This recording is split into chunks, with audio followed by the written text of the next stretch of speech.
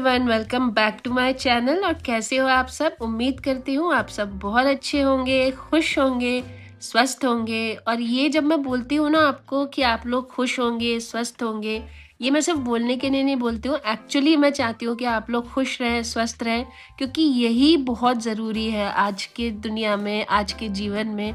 खुश रहना, स्वस्थ रहना, यही दो चीज़ें सबसे ज़्यादा ज़रूरी हैं। और इसलिए है ऐसा क्योंकि जब आप खुश रहते हो, स्वस्थ रहते हो, तो सारी चीज़ें अच्छी रहती हैं, सारी चीज़ें उसी से जुड़ी हैं।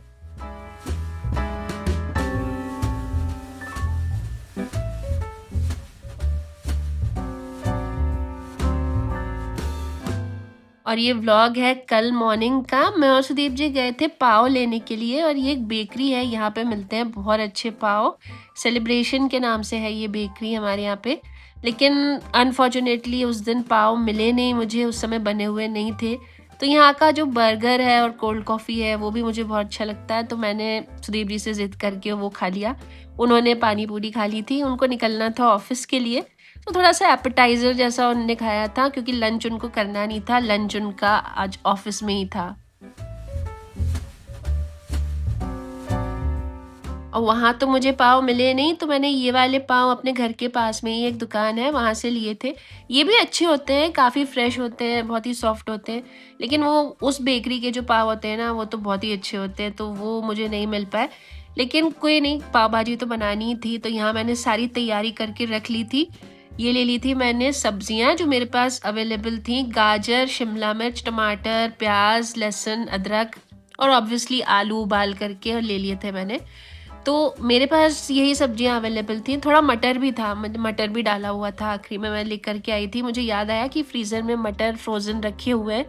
मेरे पास जो अवेलेबल थी मैंने वो डाली। आप चाहो तो इसमें कॉर्न वगैरह भी डाल सकते हो पाव भाजी में।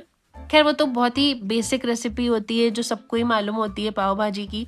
कोई बहुत डिफरेंट मैं नहीं बनाती हूँ।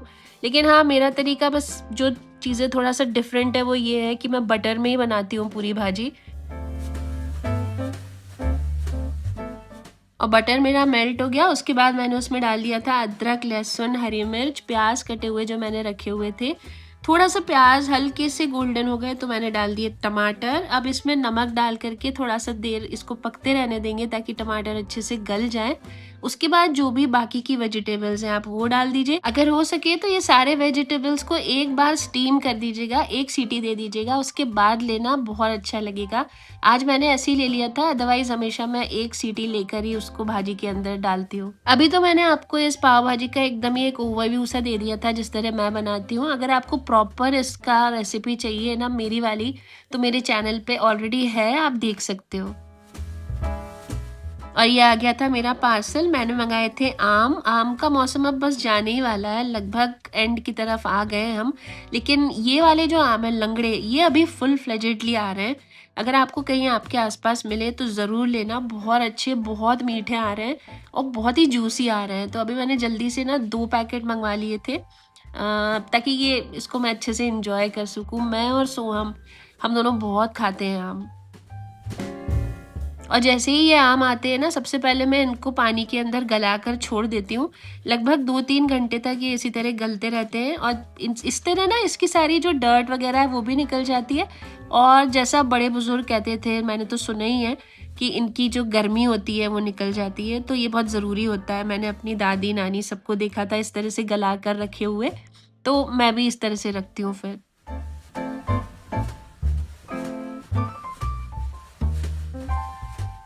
और ये सोहम और कबीर, इन दोनों ने मंगा लिया था अपने लिए एक शेक।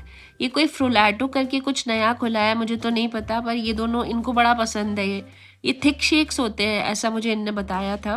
तो ये बहुत इन्जॉय करते हैं ये लोग, तो वंस इन अ वाइल मैं इनके लिए मंगवा देती हूँ ये। और ये मेरी बन गई थी पाव भाजी, बहुत अच्छी बनी थी। आपको रेसिपी चाहिए हो आप ज़रूर मेरे चैनल पे देखिएगा, उसमें मैंने पूरी रेसिपी दी हुई है।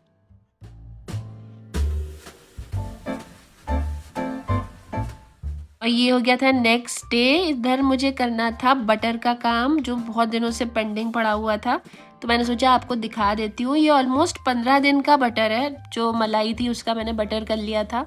और उसके बाद मैं निकाल रही थी घी।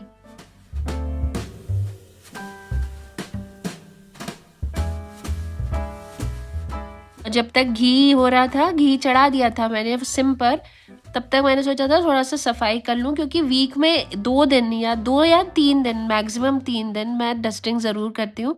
उससे ज़्यादा मैं नहीं करती हूँ, क्योंकि ना इतना ज़रूरत भी नहीं होती है, और 2-3 दिन तो यानी साफ़ रहते ही है घर। ऐसा मुझे एकदम ऐसा ओसीडी जो था पहले था, अब इतना नहीं है। ऐसा हो गया है कि 2-3 दिन बस काफ़ी होते हैं। पहले मेरे को ऐसा था कि भाई रोज़ होनी चाहिए डस्टिंग, लेकिन आजकल मैं थोड़ा सा लिबर्टी ले लेती हूँ। और ये जो काम होते हैं ना, डस्टिंग और कुकिंग, ये 2 काम मैं ही करती हूँ घर में। इसके लिए मैंने कभी कोई हेल्प नहीं रखा, या आगे भी कोई ऐसा मुझे नहीं लगता कि मैं करना चाहूँगी, पसंद करूँगी कि कोई हेल्प मुझे इस काम के लिए लगे। हाँ, मेरे पास झाड़ू पोछे के लिए एक हेल्प आती हैं, वो सुबह आती हैं और करके चली जाती हैं। उसके लिए मुझे लगता है, क्योंकि वो मुझे ऐसा लगता है कि बहुत ज़्यादा टाइम कंज्यूमिंग हो जाता है, और उस टाइम को मैं और कहीं यूटिलाइज़ कर सकती हूँ। तो बस एक वही काम ऐसा लगता है जिसके लिए मैंने अभी तक तो हेल्प रखी हुई है। और जब मैं डस्टिंग कर रही थी ना, तो मैं देख रही थी ज़्यादा कुछ धूल मुझे नज़र नहीं आ रही थी आज, जबकि 3 दिन हो गए थे मुझे डस्टिंग किए हुए। तो मुझे एकदम ध्यान आया कि अरे मॉनसून का मौसम है, अभी अभी बारिश ख़त्म हुई है, 2-3 दिन ही हुए हैं, तो इस मौसम में ना थोड़ा सा धूल वैसे भी कमी आती है। और क्लीनिंग की जब बात आती है ना, तो मैं डिवाइड कर लेती हूँ क्लीनिंग को। जैसे आज मैंने डस्टिंग करी, कल मैं शायद जाले ले लूँगी, परसों मैं क्लीन कर लूँगी वॉशरूम्स वगैरह। तो इस तरह से मैं डिवाइड कर करके करती हूँ। एक ही दिन में पूरी क्लीनिंग मैं नहीं करती हूँ। इसी तरह कपड़ों का भी मैं ऐसे ही करती हूँ, 2-3 दिन मशीन चलती है और 2-3 दिन नहीं चलती है। मैं ऐसा नहीं कर रही हूँ कि रोज़ रोज़ रोज़ कपड़े धोना, और वैसे भी आजकल तो यार मानसून चल रहा है, वैसे ही कपड़े सूख नहीं रहे। तो 2 से 3 दिन बस मैक्सिमम, इससे ज़्यादा मैं कपड़ों के लिए भी मशीन नहीं लगाती हूँ। और ये जो मशीन है ना, ये हमने अभी अभी ली है, बस 2-4 महीने हुए होंगे। इससे पहले मैं बॉश की यूज़ कर रही थी, और ये सैमसंग की है। तो अभी थोड़ा सा फ्रेंडली होने में भी इसमें थोड़ा टाइम लग रहा है। तो अभी भी मुझे मालूम पूरा सारी चीज़ें एकदम ऐसे याद नहीं हुई हैं, पर धीरे धीरे हो जाएगी।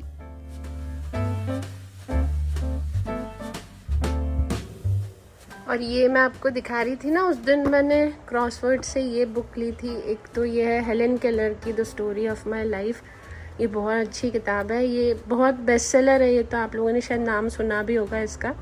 तो इन दिनों मैं अभी ये वाली एक बुक पढ़ रही हूँ, एक ये वाली पढ़ रही हूँ मैं, रिचर्ड डॉकिंस की द गॉड डिल्यूजन। ये भी बहुत अच्छी है, लेकिन ये थोड़ा सा उन लोगों के लिए जो इस तरह के सब्जेक्ट्स आप अगर इंटरेस्ट रखते हो तो फिर आपके लिए ये ठीक है। और एक ये है रिचर्ड डॉकिंस की ही द सेल्फिश जीन। ये ऐसी है कि थोड़ा बायोलॉजिकल उस पे है, सब्जेक्ट पे। अगर ये भी बहुत स्पेसिफिक लोगों को पसंद आ सकती है, जिनको इस तरह की बुक्स अच्छी लगती हैं। तो ये मैं अपने साइड टेबल पे ही रखती हूँ, क्योंकि मैं रात को थोड़ा रीडिंग करके और फिर सोती हूँ। तो इन दिनों this is what I am reading. और इसका भी मैं आपको बताऊँ, ये जो कपड़ा है ना, ये आजकल मैंने अमेज़ॉन से लिया था। पहले मेरी टेबल ऐसी ही रहती थी, लेकिन इसमें ना डस्ट बहुत जल्दी से एक्यूमुलेट होती है। तो ये मैंने अमेज़ॉन से लिए, क्रोशे के। एक तो बड़े सुंदर लगते हैं ये ऐसे बिछे हुए, और जब से मैंने बिछाया है ना, तब से डस्ट काफ़ी कम हो गई। तो मुझे इसको मतलब महीने में एक बार ही बस साफ़ करना पड़ता है। और ये जो वाइट है, क्योंकि ये ख़राब भी नहीं होता है, काफ़ी अच्छे हैं। अगर आपको लेने हो तो अमेज़ॉन पे है ये। और ये यहाँ पे हो गया है मेरा घी तैयार, ऑलमोस्ट तैयार हो गया है, बस थोड़ा सा और है ये। 1 मिनट के अंदर मैं इसको बस बंद कर दूँगी, और थोड़ा सा ठंडा हो जाएगा तो वो डब्बा रखा है मेरा, उसके अंदर इसको छान लूँगी।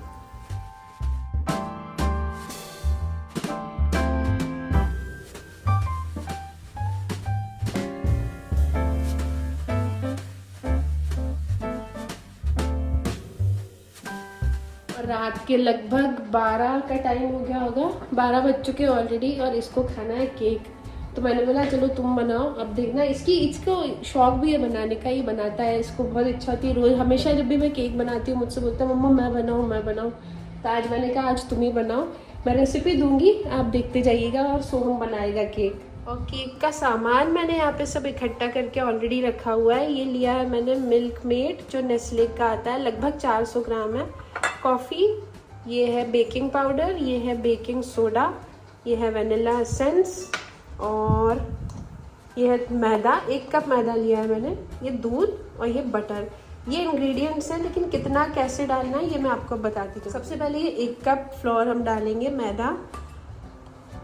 इसको हाँ, इसको 1 कप लिया है मैंने। आप चाहो तो 1.25 कप भी ले सकते हो, लेकिन मैं प्रॉपर मेजरमेंट्स के साथ बना रही हूँ, इसलिए मैं आपको भी बिल्कुल वो प्रॉपर वाले मेजरमेंट्स बता रही हूँ। थोड़ा बहुत 1-2 चम्मच ऊपर नीचे हो जाए तो चल जाता है। अब इसमें सारा ड्राई इंग्रेडिएंट्स पहले हम लेंगे। 2 teaspoon baking powder and 1 teaspoon baking soda. एक और डालोगे 2 टीस्पून जाएगा। हाँ, इतने और डालो, ठीक है। अब 1 टीस्पून ये मेरे पास जो स्पून है ना, ये टीस्पून से थोड़ी सी बड़ी है, इसलिए मैं थोड़ा अंदाज से डाल रही हूँ। आप प्रॉपर टीस्पून लेकर के फिर ट्राई करिएगा। ये 1 टीस्पून बेकिंग सोडा और 2 टीस्पून बेकिंग पाउडर, कोई भी ले सकते हो आप। और मैदा मैंने 1 कप लिया था, आप चाहो तो 1.5 कप भी ले सकते हो, क्योंकि हमको थोड़ा सा फजी चाहिए था टेक्सचर केक का। आपको अगर बहुत केकी सा केक चाहिए ना, तो मैदे का मेजरमेंट 1.5 कप कर दीजिएगा। अब ये बटर जो है, ये मैंने अमूल बटर का थोड़ा सा जो बचा हुआ था, मैंने देखा ये इतना ही है जितना बस मुझे केक में लगेगा, तो मैं इसको मेल्ट कर लूँगी और फिर ये केक में डालूँगी।